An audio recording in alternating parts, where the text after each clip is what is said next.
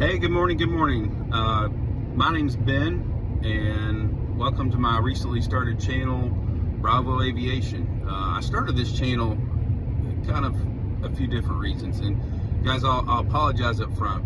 I'm not a video editor yet, and I'm not an aircraft owner yet, but I will be. So I'm in the process of purchasing an aircraft. I'm a private pilot with about 150 hours. I'm in process of getting my instrument rating. And I've completed all the requirements as far as the flight hours and all the long distance cross countries, things of that nature. I've got to take my check ride and I've got to take my written. Obviously I got to take my written first. So I'm currently cramming for my written. I'm not going to walk into that thing because I'm not on a timeline. I'm not going to walk into it unless I'm absolutely 100% sure I'm ready and I'm going to pass. And the same with my check ride. So I don't want to take the written too soon and then pass it and then not be prepared for my check ride. My plan is to be prepared for both. Anyway, the long story short, so I've been flying since 2012. I got my license in 2016. Had a little girl a couple years later, at 38 years old, was my first. Absolutely changed my life, as all you dads out there know. I couldn't imagine being anything but a girl dad. I've got 3 other amazing daughters, an amazing wife. And then in 2018, I stopped flying. I was at about 90 hours. So I picked it back up early this year in 2023. I've put about 50 hours in, all in a Cirrus. I only fly Cirrus, and it's not because I'm a snob, it's because I'm a big guy and that's all I fit in. And I like it. I enjoy it, it's comfortable, and it's just what I want. So, you know, for the last 10 years, I do what every pilot does, or at least what I think they do, is I sit there and stare aimlessly at controller, dreaming of one day buying my own airplane. Some opportunities presented themselves this year, and by the end of the year, my plans are to acquire my first aircraft. I'll share with you, I've never owned an aircraft before. I have no idea how to manage it. It's pretty nerve-wracking, to be honest. Well, then I thought to myself, you know, I've always wanted to be on YouTube as well. And I don't know the first thing about being a content provider. But you know what? I've thought, what if there was a channel that did both?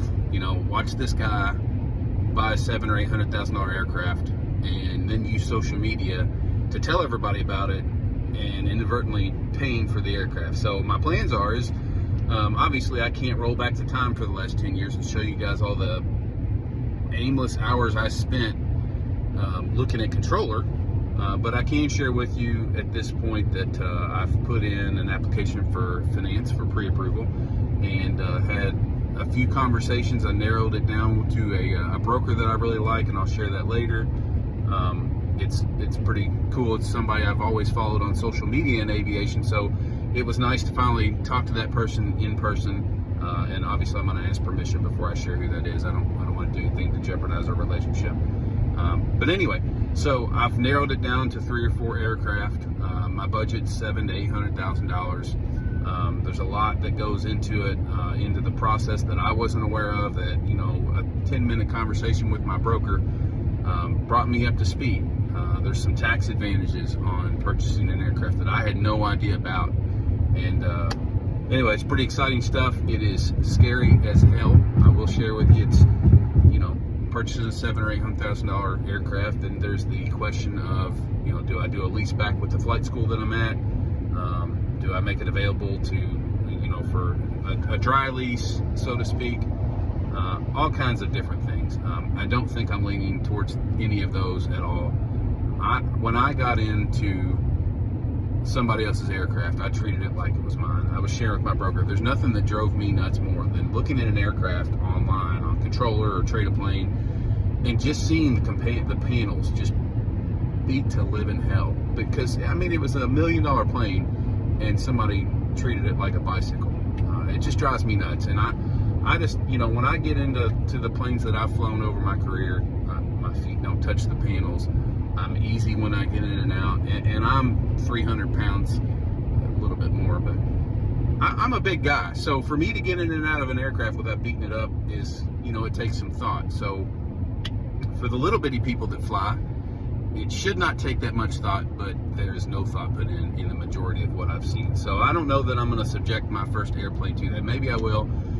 Maybe I won't. I don't know. We'll see. But anyway, so my plans are walk you through everything I go through with purchasing the aircraft, and then what it takes to, you know, the down payment, the finance terms, everything that I haven't seen many channels that really go into what they've personally experienced and what they're paying for the aircraft. I'm going to tell you what I paid for it. I'm going to tell you what my payments are. I'm going to tell you how much down payment there is. Here's something I didn't know. I'm going to tell you how much the bank requires you to have how much the lender requires you to have in the bank as liquid funds over and above your 15% required down payment. That was a shocker. Yeah, and then obviously you got maintenance costs, you got insurance costs. I can't find a hangar, so at this point, I'm gonna buy an airplane, and I don't even know if I'll have a place to park the damn thing. So I'll show you. You know, I've been out doing some driving, and I'll show you kind of what I'm doing. I'm gonna go on some scouting missions to try to find a hangar. I'm calling people that I know. I'm cold calling on. I'm just walking into random aircraft hangars that aren't gated up and saying, hey, do you got any space for me? So maybe I'll be able to make a video out of some of that. Anyway, I think it's gonna be a lot of fun. At the bare minimum, it's gonna be entertaining. So it's either gonna be really cool and I'm gonna accomplish it. I can't remember if I said this or not. Full circle, the whole reason for starting this channel is to pay for the airplane. Obviously I can pay for the airplane without doing this. I don't want to though.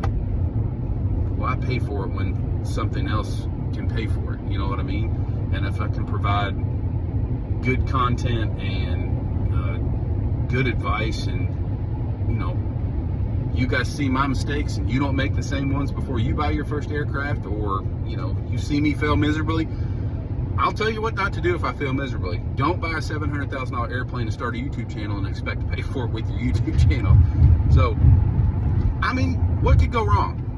So like I said, it's either going to be awesome and I'm going to prove it, and then everybody else can go out and do the same thing, or it's going to be a complete shit show. So you tell me. Anyway, I share this with as many people as you can, especially if you're in the aviation community.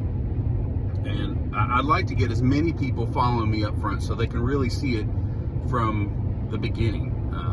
Today is November 7th? Yeah, November 7th, 2023. You know what? The date might be wrong on that. It's right around in there. November 7th, 2023. At this point, I've got a specific plane selected that I hope doesn't get sold before I get my pre-approval with the lender.